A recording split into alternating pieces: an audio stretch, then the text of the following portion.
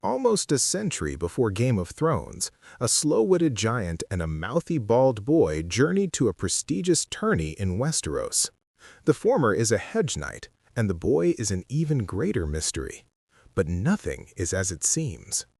Welcome to the first no-spoiler reaction podcast for A Knight of the Seven Kingdoms. Short, spoiler-free, and honest. The latest prequel to Game of Thrones has unsheathed its sword, but tilted us in a different direction. The 8-season saga of Game of Thrones was about the imperial struggle to become the monarch of the Seven Kingdoms. House of the Dragon, about to enter its third installment, has expanded the narrative to include a greater glimpse of the quote-unquote small folk and of how they impacted another aristocratic war to claim the Iron Throne. Based upon George R.R. Martin's short story novella collection of the same name, we are now in the realm of the quote-unquote hedge knight, the lowliest of all knights. In both Game of Thrones and House of the Dragon, the combatants are nearly all from aristocratic stocks.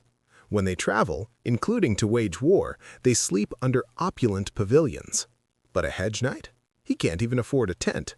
Literally, he sleeps under a hedge or a tree. Having read the book, I'm keenly aware of what the series will likely be about. Even from the first episode, we can witness the inquiries to come. Is Sir Dunk the Lunk, as in Lunkhead, more honorable than all the rich noble shits who insult him upon sight? How can a poor orphan boy from the King's Landing slum of Flea Bottom be a greater knight than the calloused brutes from noble houses? And just how reliable a narrator is Duncan the Tall in the first place? What if... Well, I'll stop there. The first episode has a slower and more deliberate pace than the initial pilots of the former series, more muted and humorous. It's not quite a comedy of errors, but the pattern is already set for Dunk to be the butt of nearly every joke. Giants don't really fare well in Westeros based on Game of Thrones, so keep that in mind.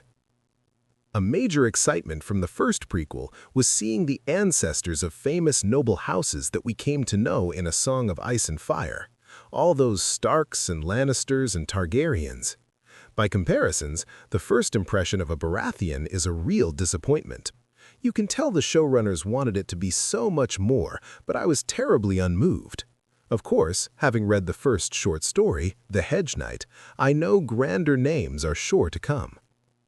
You've been listening to a Turntable Tuesdays podcast.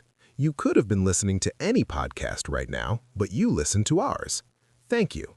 Please sub, like, share, watch, and see more of our content. Until we gather again, may the music of your life remain melodious.